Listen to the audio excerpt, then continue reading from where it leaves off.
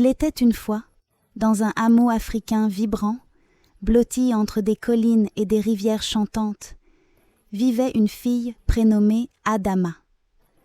Adama était reconnue pour sa bienveillance et son inébranlable optimisme, qui transparaissait dans son sourire radieux et ses yeux scintillants.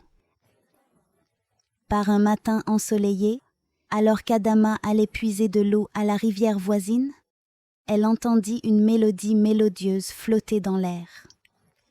Suivant la mélodie envoûtante, elle tomba sur une clairière où un groupe d'animaux s'était rassemblé autour d'une vieille tortue sage nommée Kwame.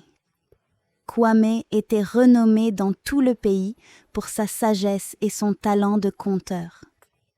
Intriguée, Adama rejoignit le cercle des animaux et écouta attentivement tandis que Kwame commençait son récit.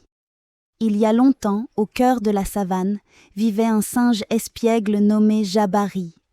Jabari était intelligent et rapide. Jabari, habitué à tromper les autres, se servait souvent de son astuce pour ses propres intérêts. Un jour, traversant la canopée, il aperçut un arbre à mangue aux fruits succulents. Indisposé à résister, il échafauda un stratagème pour s'approprier toutes les mangues, les convainquant que les mangues étaient maudites et que quiconque les mangerait tomberait malade.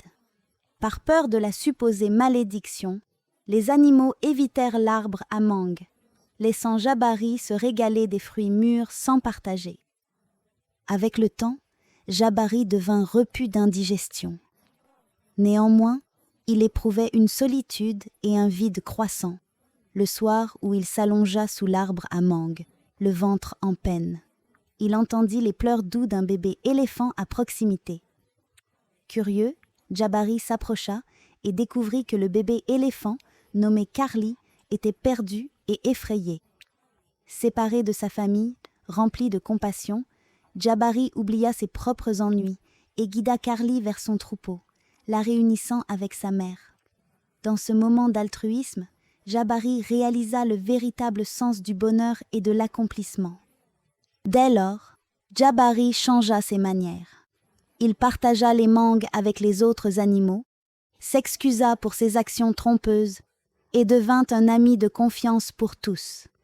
Et ainsi, mes chers amis, Kwame a conclu que la fable de Jabari nous enseigne que la vraie joie ne vient pas de l'accaparement ni de la duperie, mais bien de la bonté, de la compassion et du don de soi.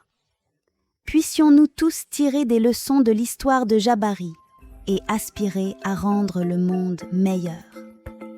Avec ces mots, Kwame fit ses adieux aux animaux, laissant Adama avec un cœur plein de sagesse et une détermination à toujours choisir la gentillesse et l'empathie dans sa propre vie.